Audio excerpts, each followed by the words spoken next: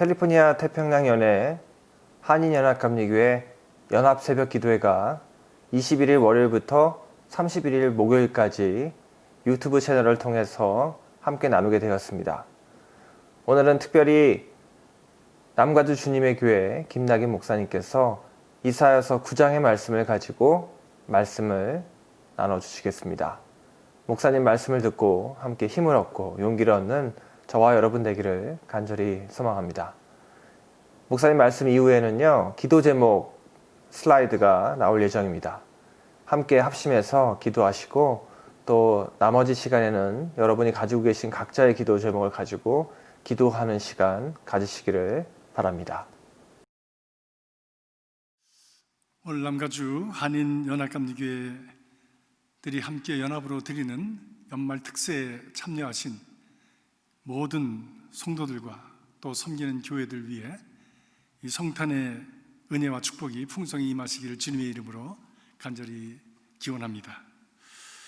저는 부족하지만 남가주 한인연합감리교회 목사님들과 교회들을 섬기기 위해서 세움을 받은 코커스 회장 김낙인 목사입니다. 현재 남가주 주님의 교회를 섬기고 있습니다. 이번에 이렇게 우리가 연합으로 연말 특세를 진행하게 된 것은 우리 모두에게 정말 특별한 의미가 있습니다. 코로나 팬데믹으로 격리되고 소외되면서 교회 생활에 갑자기 어려움이 왔고 또 그것은 계속해서 지금까지 장기화되고 진행 중에 있습니다. 그런 가운데 우리의 영적 생활의 흐름이 끊기고 그리고 삶의 건강이 장애가 되고 있습니다. 이것을 염려한 우리 많은 목사님들께서 함께 모이는 기회를 가져보자라고 이렇게 이구동성으로 말씀을 하셨습니다. 그래서 새해를 시작하기 전에 우리가 함께 모이는 그런 기도로 모이는 시간을 갖도록 했습니다. 이것은 참 긍정적인 면이 있습니다. 우리가 평소에 다른 연합감리교 목사님들의 말씀을 듣기가 어려운데 이런 기회를 통해서 다른 교회 목사님들의 말씀도 서로가 듣게 되어지고 또 우리가 혼자가 아니구나 라고 하는 것을 확인하는 그런 기회가 될 것입니다. 또한 무엇보다도 두세 사람이 예수의 이름으로 모인 것에 나도 함께 하시겠다고 약속하신 주님의 약속이 있기 때문에 주님 함께 하셔서 오늘 이기는 큰 힘을 얻는 귀한 축복의 기회가 될 것을 믿습니다. 이번 열흘 동안의 특세 기간 동안에 우리가 함께 정한 본문의 말씀들은 기쁨의 언덕, 연합감리교회에서 나온 기쁨의 언덕 그 묵상집을 주로 하기로 결정을 했습니다. 오늘 본문 말씀은 9월 21일 말씀, 12월 21일 말씀인데요. 조금 전에 우리가 함께 읽은 대로 이사야서 9장 1절에서 7절까지 말씀입니다. 이 말씀은 예수 오시기 700여 년 전에 이사야 선지자가 선포한 하나님의 말씀입니다. 많은 죄악과 우상숭배로 하나님의 품을 떠나고 그로 인해서 심판을 받은 이스라엘에 대한 하나님의 말씀입니다. 심판의 말씀을 선포하였지만 그 가운데 하나님께서 이루실 또 구원의 계획을 말씀해 주신 것입니다. 그 심판의 막대기는 아수르였습니다. 이 아수르의 막대기를 통해서 아무것도 남김없이 파괴되고 무너지고 깨어지고 그리고 핍박받고 또한 고난을 당하게 되어지죠. 암울한 지경에 떨어지게 되어집니다. 그러나 하나님의 백성을 향한 심판의 목적은 멸망과 죽음이 아니라 새로운 생명의 회복이고 또 새로운 역사의 시작을 위한 것입니다. 찢어지지만 다시 고치시고 채찍질하시지만 다시 회복시키고자 하시는 것이 하나님의 심판의 목적이십니다. 그렇기 때문에 이러한 어둠의 땅에 새로운 빛이 비추이게 되어지고 구원의 은혜가 임하게 되어지는 것입니다.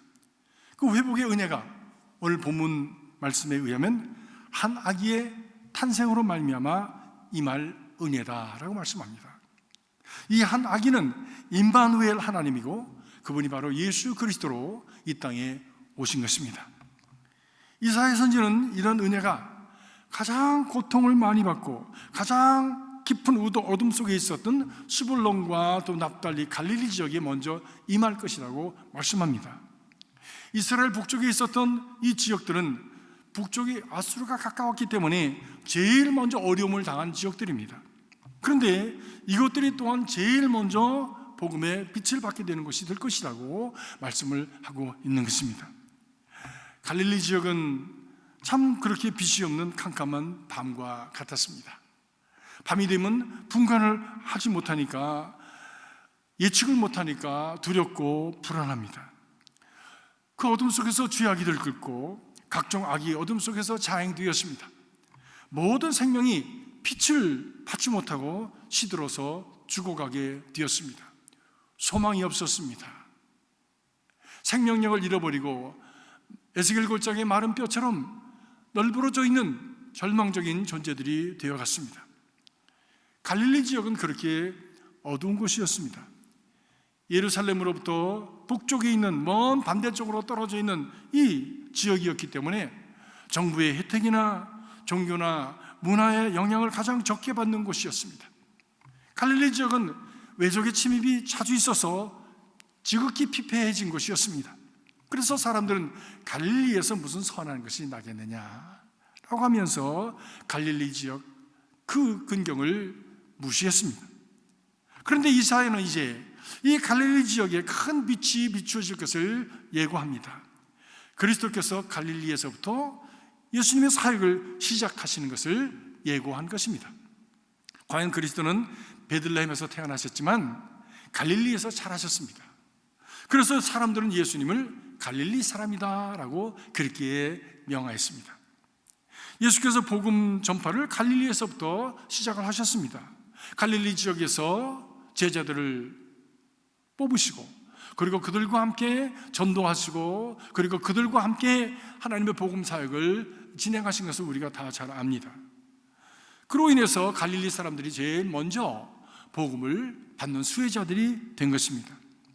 그리고 예수의 제자들이 그곳에서 자라났고, 그리고는 그 후에 예수님의 사도들이 되었던 것을 우리는 압니다. 이렇게 갈릴리는 예수님으로 말미암아, 예수님이 전하셨던 그 말씀으로 말미암아 이렇게 유명해졌고, 지금까지 믿는 사람들이 흠모하는 마음의 고향이 되었습니다. 이것은 참으로 큰 은혜입니다. 이사야의 예언은 그렇게 이루어졌습니다. 오늘 말씀 9장 1절에 보니까 전에 고통하던 자에게는 흑암이 없으리로다. 옛날에는 여호와께서 스불론과 또 납달리 땅으로 멸시를 당하게 하셨더니 후에는 해변길과 요단 저편 갈릴리를 영화롭게 하셨느니라. 흑암에 행하던 백성이 큰 빛을 보고 사망의 그늘진 땅에 거하던 자에게 빛이 비추도다 라고 하였는데, 그 말씀이 그대로 이루어진 것입니다. 그리스도의 복음은 이렇게 어두운 곳, 소외된 곳, 고난받는 곳에 먼저 들어갑니다. 가난한 자, 병든 자, 소외된 자, 억눌린 자들에게 먼저 비추었습니다. 지금도 우리는 이렇게 낙후한 곳으로 장단기 선교를 떠나고 또 선교사들을 파송합니다. 그리고 복음이 들어가면 어디든지 변화가 일어납니다. 가난한 자가 부유해지고, 약한 자가 강하여지고, 어리석은 자가 지혜로워지고, 무지한 자들이 깨어납니다. 어둠 속에 있던 자가 빛으로 나오게 됩니다. 죄인들이 새 삶을 얻게 되어지고, 그리고 지도자들이 생겨집니다. 참으로 놀라운 반전입니다. 여러분의 교회도 그렇고 또 이 땅에 있는 많은 교회들이 장단기 선교사를 보내고 또 이렇게 나가는데, 저도 사역을 하면서 이곳저곳에 단기 선교 또 장기 선교를 했습니다. 특별히 요즘은 저희 교회에서는 캄보디아 선교를 하고 있는데, 거기 나간 선교사가 김인성 선교사라고, 그분의 이름은 별명은 배호입니다. 원래 하와이에서 조폭 두목이었습니다. 그러다가 감옥에 갇혀서 그만 감옥에 드나들면서 복역하기를 수차례 하고, 결국에는 주변에 있는 교회들과 그리고 목사님들의 페티션을 통해서 그 추록을 하였지만, 이 나라에서 더 이상 그를 두기를 원치 않아서 한국으로 그만 추방을 당했습니다. 초등학교 5학년 때 미국에 왔는데 40이 다 돼서 그만 한국으로 추방을 당했으니 그곳에 가서 무엇을 할 수 있겠습니까? 아무것도 할 것 없이 절망 속에 있는 그에게 어느 목사님이 여기 전도하였습니다. 그래서 그가 복음을 받게 되었고 믿음을 갖게 되었고 그 믿음을 통해서 새로운 희망을 갖게 되었습니다. 그리고 그 마음에 나 같은 사람을 위해서 나도 살아야 되겠다고 생각하고 캄보디아 오지로 들어갔습니다.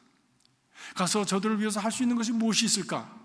그런데 마침 그 한국 한류 바람이 불어서 한국말을 배우고 한글을 배우고자 원하는 캄보디아 사람들이 많이 있어서 그들에게 한글 학교를 열기 시작했습니다. 한글 학교로부터 시작된 그 학교가 그것이 이제는 참 일반 학교로 그리고 성경을 가르치고 저들에게 정말 그 눈을 열어주고 미래를 열어줄 소망이 있는 초등학교, 중학교까지 학교를 짓고 지금은 그렇게 선교를 하고 있습니다. 그곳에서는 없어서는 안 될 아주 중요한 인물이 되었고 지도자가 되었습니다. 그렇습니다. 복음이 들어간 곳에 복음의 역사는 사람을 살리고 그리고 그 사람이 가지고 있는 삶의 그 목적을 발견하게 하고 그리고 새 생명을 살게 하는 것입니다. 또 그를 통해서 또 새로운 역사를 일궈 가게 되어지는 것이지요. 사울에게 그리스도의 빛이 비치니 변화해서 바울이 되었습니다. 높아졌던 자가 낮아지고 그리고 교만했던 자가 정말 겸손해지고 죽이려고 했던 자가 살리는 자가 되었습니다. 영원한 나라의 일꾼이 되었습니다.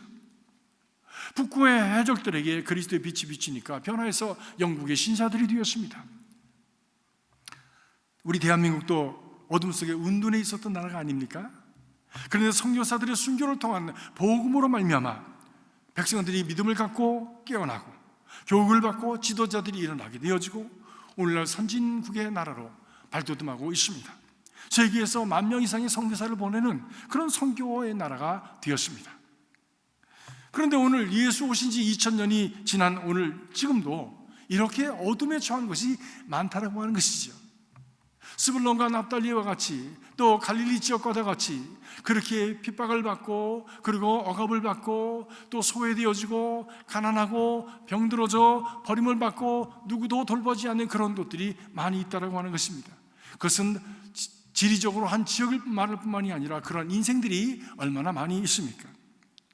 이 세상에 그런 어둠을 물리치기 위해서 온갖 세상적인 방법을 다 동원해도 이런 어둠은 잘 물러가지 않습니다.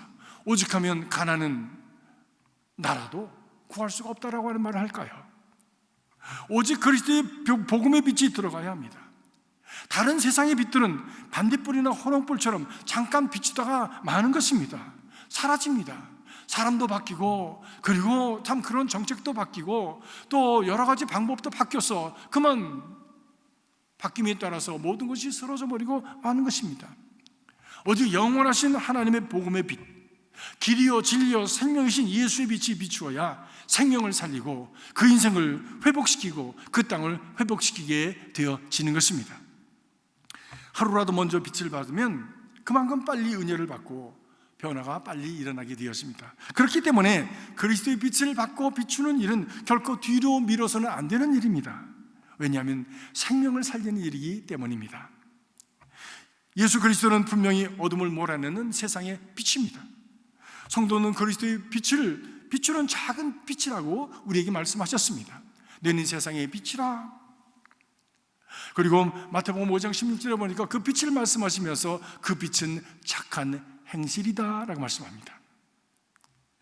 사랑하는 성도 여러분, 새해에는 여러분들이 가는 곳마다 착한 일을 도모하시고 주위 사람들에게 복음적인 감동을 주는 주님의 작은 빛들이 되시길 주의 이름으로 축복합니다. 코로나의 위협 속에서 두려움과 그리고 염려 속에 위축되어 살아가는 인생이 아니라 힘을 합하여 착한 일에 힘쓰는 용기 있는 빛들이 되시기를 주님의 이름으로 축복하는 것입니다. 지난 3월 이후로 전국적으로 코로나 바이러스 때문에 어려움을 당하는 교회들이 속속 이렇게 생겨나게 되었습니다. 우리 사역자들이 어려움을 당하고 교회가 문을 닫을 위기 속에 처한 교회들이 자꾸만 생겨나게 되었습니다. 그래서 우리 연합감리교회는 이를 위해서 한교총을 중심으로 해서 십시일반 17만 부를 모금을 했습니다. 그리고 이들 교회들을 도왔습니다. 지금 벌써 4차 후원을 하고 있는데 하나님이 기뻐하시는 일임을 믿습니다. 교회들마다 어려운 성도들을 위해서 헌금하고 또 돕는 일에 힘쓰고 있습니다. 갈릴리 지역에 주님의 빛을 비추는 선한 일인 줄로 믿습니다. 오늘 말씀 6절 7절에 보니까 이사야는 어둠의 빛으로 한 아기가 오신다고 말씀합니다. 이 한 아기가 큰 빛으로 우리에게 오시는 것입니다. 어둠 속에 비추었던 큰 별처럼 우리에게 오신 것입니다. 이 한 아기는 기묘자로 전능하신 하나님으로 영원하신 아버지로 평강의 왕으로 이 땅에 오셔서 우리의 삶을 온전케 하시고 회복시키시고 우리에게 소망이 되시고 우리를 구원하시는 임마누엘 하나님 구원주가 되시는 것입니다. 하나님께서 우리 가운데 성육신 하신 것이죠. 그리고 오늘 말씀해 보니까 만군의 여호와의 열심이 이것을 이루신다라고 말씀합니다. 7절 말씀입니다. 하나님은 복음을 통해서 생명을 구하는 일을 위해서 열심을 내시는 분이십니다. 그런데 그 열심이 어디까지입니까? 그 하나님의 열심은 어디까지입니까? 하나님의 열심은 죽기까지입니다. 십자가에 죽기까지 열심을 다 이루시는 하나님의 구원이시고 빛의 역사인 것입니다. 그렇기 때문에 이 빛을 받은 성도들, 예수를 가슴에 모신 성도들, 하나님의 열심을 통해서 그 붙들림을 받고 구원받은 성도들은 절망하지 않습니다. 예수 믿는 사람은 어떤 상황 속에서든지 긍정적이 되는 것입니다. 왜냐하면 회복해 하시는 하나님이, 임마누엘의 하나님이, 기묘자로 오시는 하나님이, 전능하시는 하나님이, 영원하신 아버지가, 평강의 아버지가 우리와 함께 하심을 믿기 때문입니다. 그래서 우리는 잘 될 것을 믿습니다. 오늘보다 내일이 나아질 것을 믿고 하나님이 주시면 할 수 있습니다 라고 고백하면서, 내게 힘 주시는 자 안에서 내가 능치 못함이 없습니다 라고 고백하면서, 감사합니다, 할 수 있습니다, 할 것입니다 라고 말하고 희망 중에 행동하는 것입니다. 믿음의 사람은 긍정적으로 생각하고 긍정적으로 말을 합니다. 심지어 죽음의 골짜기에 떨어진다고 할지라도 긍정적인 말을 하고 좋은 곳을 기대합니다. 왜냐하면 우리 주님이 함께 하심을 믿기 때문입니다. 다윗과 같은 사람은 죽음의 골짜기에서도 하나님의 인도하심을 믿었고 그 은혜가 있음을 고백하였습니다. 그것이 시편 24편 3편 4절의 말씀 아닙니까? 내가 죽음의 음침한 사망의 골짜기를 다날지라도 해받음을 두려워하지 않을 것은 주님의 지팡이와 막대기가 나를 안위하시기 때문입니다 라고 고백합니다. 이것이 믿는 사람의 고백입니다.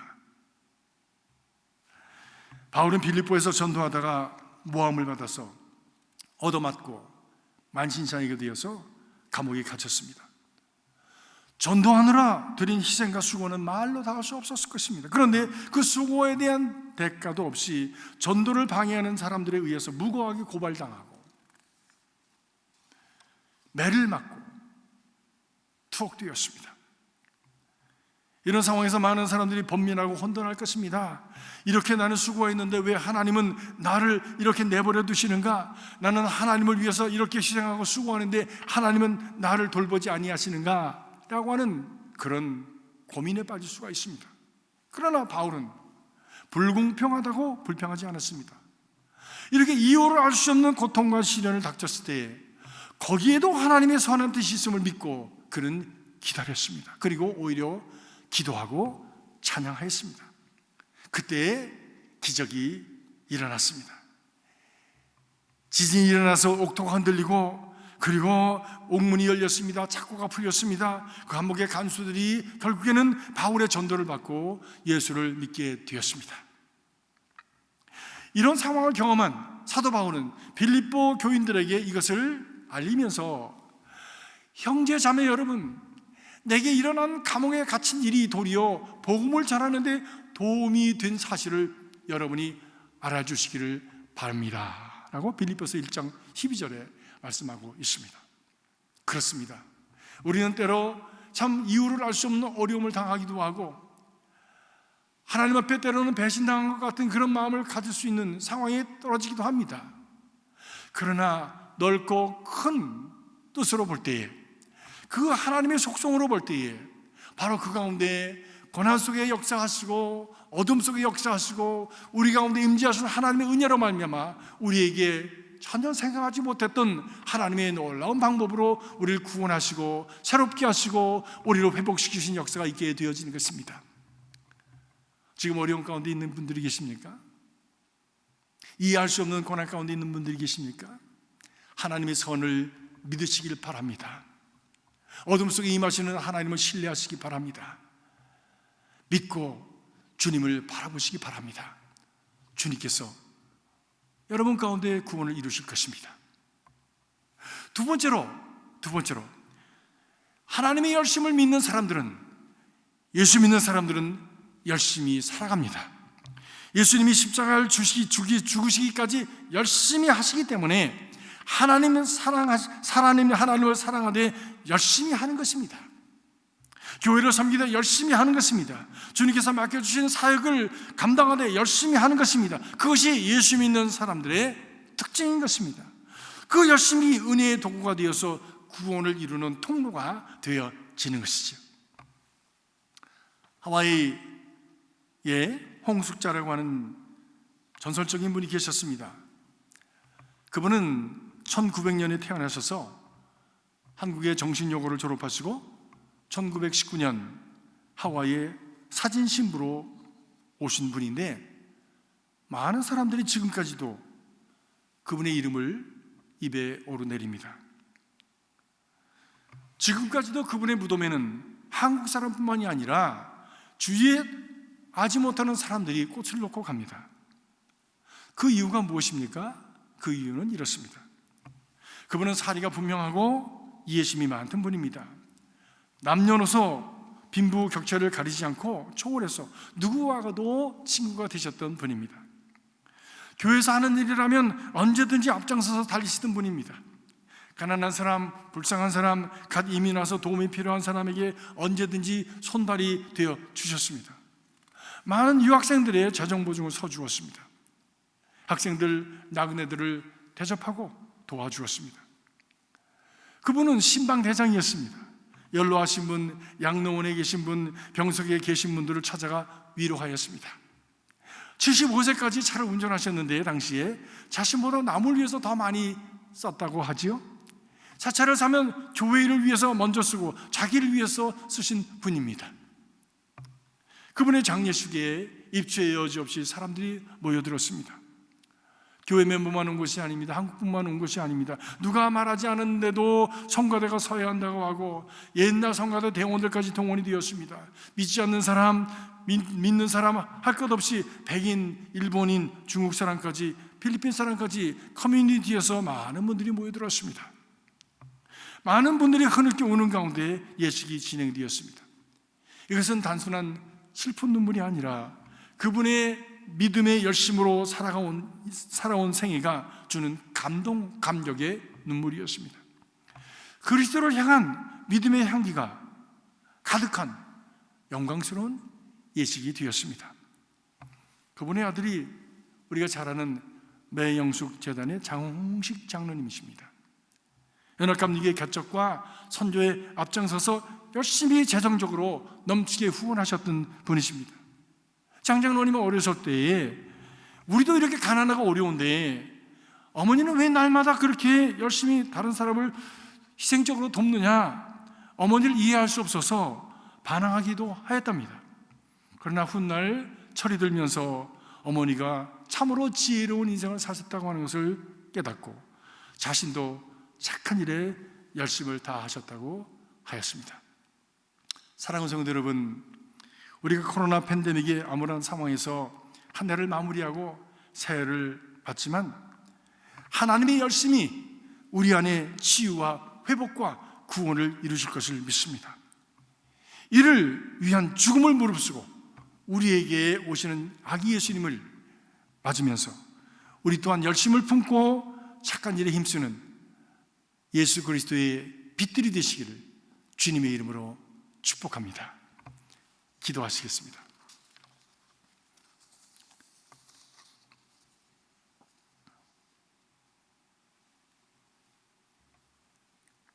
갈릴리와 같이 소외된 곳, 어두운 곳, 착지당해서 짓밟힌 곳, 그래서 소망을 잃어버리고 어둠 속에 거하며 시름시름 시들어가는 곳, 그곳에 새로운 소망과 빛과 그리고 참 생명으로 오신 주님을 기뻐하며 감사하며 환영합니다. 사랑하는 아버지 하나님, 우리에게 생명으로 오신 주님을 맞이하면서 우리 또한 생명으로 살아가게 하여 주시옵소서. 절망이 있는 곳에 희망이 되게 하시고, 어둠의 빛이 되게 하시고, 슬픈 곳에 기쁨이 되게 하시고, 격려가 되게 하시며, 하나님, 미래가 없는 곳에 미래를 심는 하나님의 백성들이 되게 하여 주시옵소서. 코로나 팬데믹으로 말미암아 많은 사람들이 우울해하고 또 좌절하는 가운데 있습니다.